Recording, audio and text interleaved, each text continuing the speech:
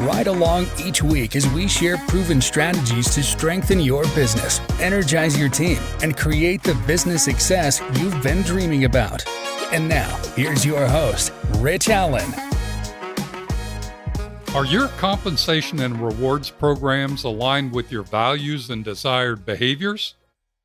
Welcome to the Ultimate Business Tune-Up Podcast, where our one and only goal is to help you tune up your business so you can have the long-lasting success and fulfillment that comes from owning a solid, profitable, and sustainable business.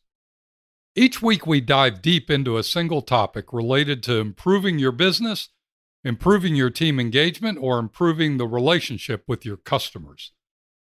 Today I want to discuss a topic that I'm pretty sure will ruffle a few feathers: the alignment of your compensation and rewards programs. We've been warned many times, if you mess with someone's compensation, there will be serious consequences. Well, I'm going to poke the bear on this one in hopes that it might cause you to rethink how you're compensating and rewarding your team. Some might suggest this topic is one that I should avoid, but I think it's a topic that has the opportunity to give you a huge advantage over your competition, particularly if you get the alignment right. Far too often, business owners simply look to those around them, to other business owners, to their peer group, or perhaps to an old employer, to gauge how they're doing in the area of compensation and rewards. The thought is that if I'm not too far off what others are paying, or if my programs are structured similarly to others in my industry, then I should be good to go. But I would argue that that's not what you should be aiming for. Being just like your competition doesn't give you any competitive advantage. It just makes it easy for an employee to switch from one company to another if the pay's just a little bit better from their perspective.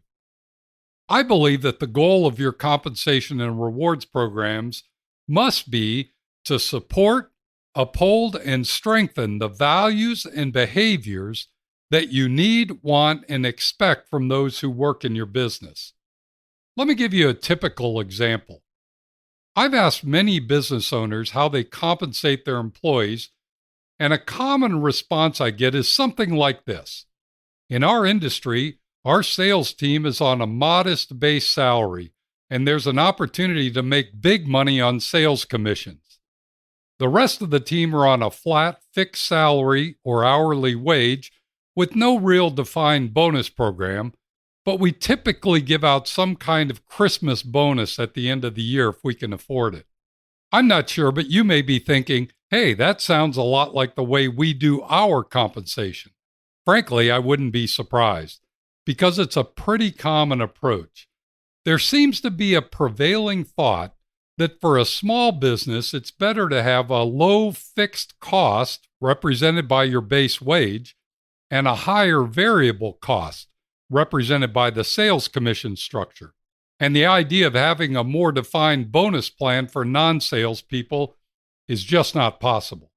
But then when I ask the business owner about their core values and the culture they're trying to create and the behaviors that are critical to their success, I get a very different picture. I hear things like, I want us to work as a well-oiled team. I want everyone to give their best efforts. I want to give our customers an amazing experience. I expect loyalty, honesty, and integrity. I need commitment and dependability. And I want this to be a place where everyone has fun. Many of those sound familiar, don't they? In fact, this may be what you want from your team also. But here's the big question. What about the typical compensation program I mentioned earlier inspires, supports, or encourages any of these behaviors, values, or cultural ideals? Think about it this way. If you pay sales commissions to your salespeople based on what they bring in, many call that an eat what you kill approach, what about that will make them work together more? If I'm a sales guy and I know that I only get a commission if I close the deal, I'm not sharing my leads with anyone.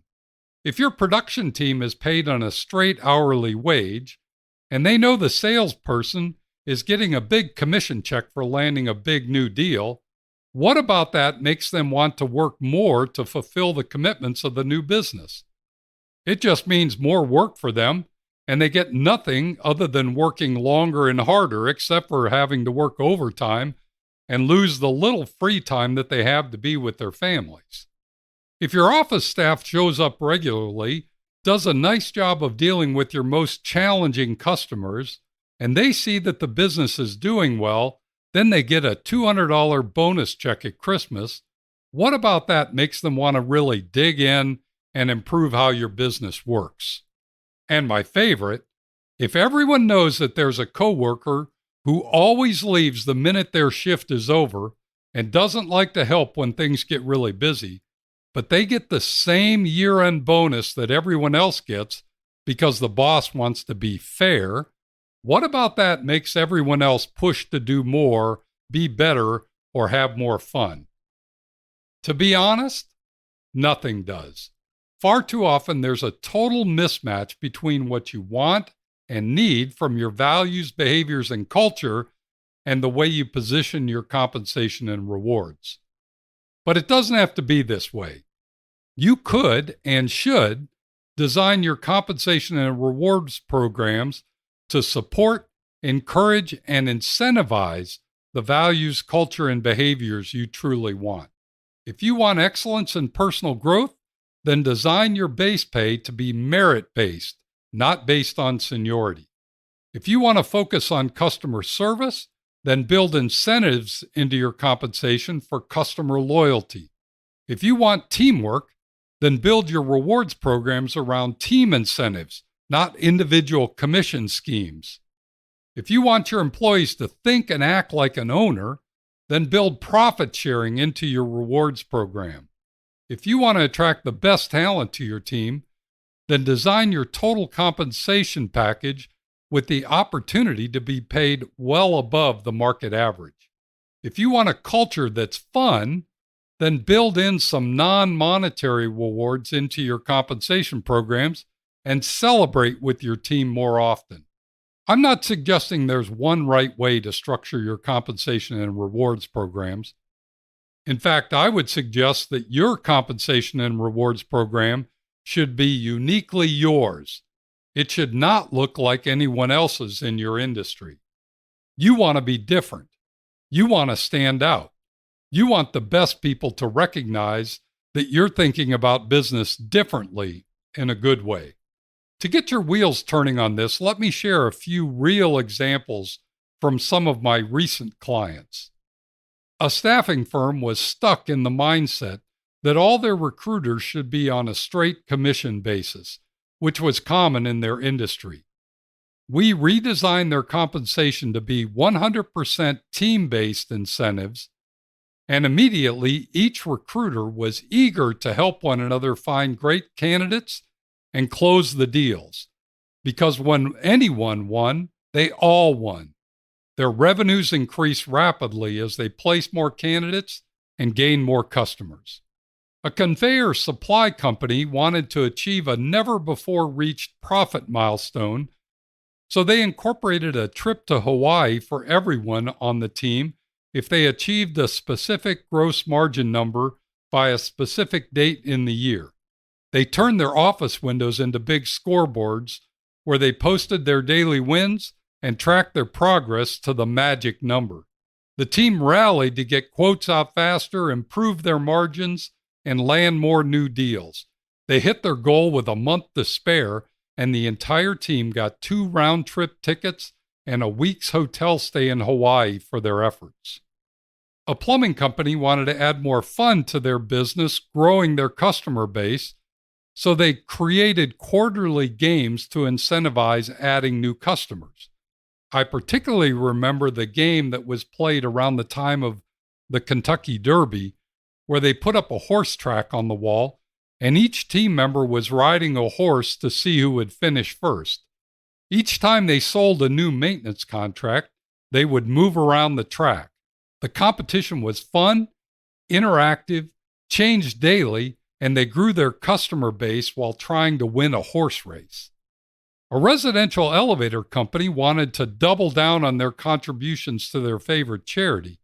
So they established a profit-sharing program that not only reserved profits to be shared with the team, but they reserved profits to be gifted to their chosen charity. The team rallied behind the cause, and not only did the charity benefit in a big way, but the team also saw their personal profit-sharing check get bigger than they could ever have dreamed of. I could give you many more examples, but let me just say that in each case, their compensation and rewards programs were specifically designed to be in alignment with their values, culture, and behaviors. When this alignment is solid, you get what you want as a business owner, your customer gets what they want, and your team gets what they want. A win in all directions. So here's your homework assignment this week.